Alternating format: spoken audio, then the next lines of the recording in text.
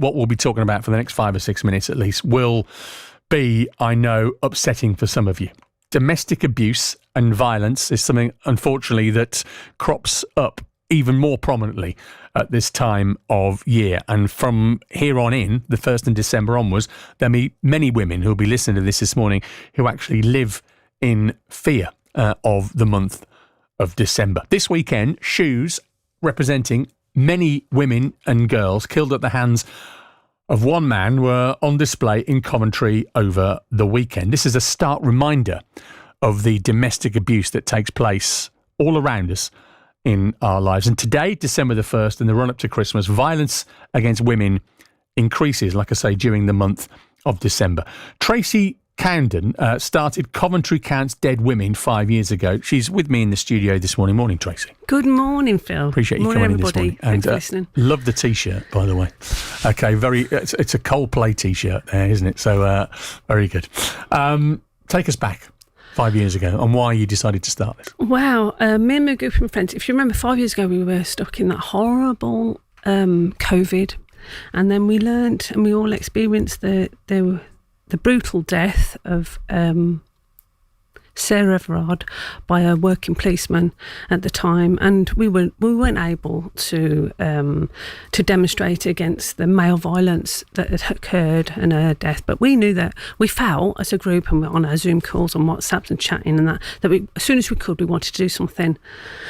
And then I dreamt about it. I thought we'd got to have a vigil, and because the more if you search online, you will quickly discover that 2 women a week are killed by male violence in the UK. That's one woman every 3 days loses her life to male violence. Staggering statistic. Staggering statistic.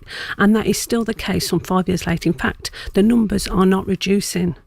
In our 5 years of the vigil, we've remembered 564 women now.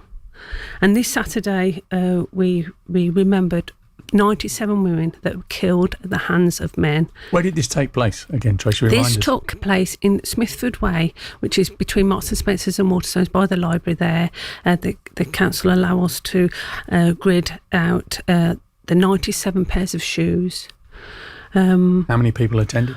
Oh, we have a small group of women. There's like 20 of my friends and me. We pull it together.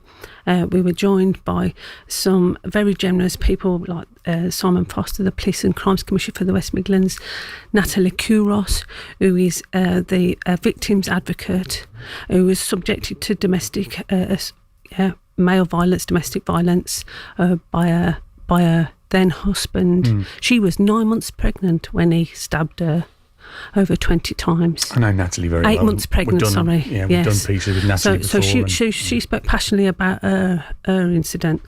The shoes are very much the focus of this vigil, aren't they? They are. Tracey, but you had a message and an awareness that you wanted to try and get across. Do you think you achieved that on Saturday? Oh, definitely. It's quite poignant as we walk past, as you walk past it. There's lots of members of the general public stop and engage with us, share with us their experiences, share with us the support. Because what we also don't want to do is have 100 pairs of shoes next year. It's important. It's important to me to share with the women out there that are suffering, and they are suffering, that we have in Coventry Safe to Talk helpline, 0800 111 4998. Just repeat that again. 0800 111 4998. We will reach repeat out. that again. Yeah, and if you want to make a note of that number, contact us here on CWR. We'll make sure we pass that on. That on to you. May I also say we have Coventry Haven, which are a super duper charity that supports women to escape this abuse, and Panaga, they're supporting the ethnic minority groups, the BAME groups, multilingual, and then Valley House. But what I want to stretch, it's not just domestic violence. Well, it's not always domestic violence. It is male violence. Men kill women, and I don't know why. You had a minute's silence. Yes, we do. And yes, then we start. Then you read out the names. Yes, I've got them here. Of the women, and I always think when something like that happens, and you hear those names read out in the same way that Jess Phillips famously did in the House of Commons. She uses the same list. Yeah. That not only is that very powerful, but because of the time it takes for you to read all those names out. Oh, yes. It strikes you. Yes. How widespread this is. Yes. It's terribly sad. It's terribly sad. We were fortunate, may I say, on Saturday to be joined by Rhiann's Coulson family. Rhiann was brutally murdered again, and her body was found in Binley Woods back in June this year. I don't know if you remember that, in Coventry. No, it's a story we covered here on CWR. I know. Yeah. I've got a lovely message that's coming. This one, I did want to read you this. Oh, thank you. This one, this is from Lorraine Dawson. Oh, yes. Okay, you know Lorraine?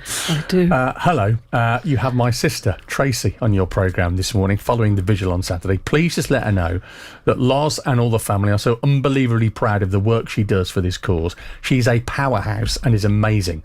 Please just help her raise awareness and explain what support is out there to save lives and reduce the number of women killed by men each year. Thank you, Lorraine Dawson. I love you, Lorraine. Thank you. Very sweet, isn't it?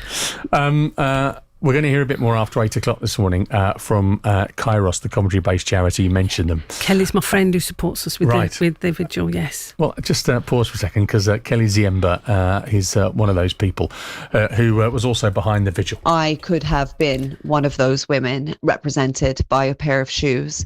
I spent many years as a girl, as a young woman, trapped in situations with abusive men and was subjected to their violence, whether that be sexual or domestic, or through sexual exploitation. And I am so lucky to be out of those situations and free from the abuse from those men. We'll hear from Kelly after 8 o'clock this morning. In the meantime, Tracey, probably worth just repeating that phone number again one more time. Yes, safe to talk. Please reach out 0800 111 4998. May I just say, in an emergency, ring 999, and if you cannot talk to the police, press 55. They will attend. Tracey, good seeing you. Thank you so very much for the opportunity, Phil. Not at all. Well done. Very courageous thing to do and organise this visual. Tracey Cownden behind Coventry Counts Dead Women. If you've been affected, by the way, by any of the issues we've been speaking about there, do go to our action line, bbc.co.uk/action line for more support there. BBC CWR.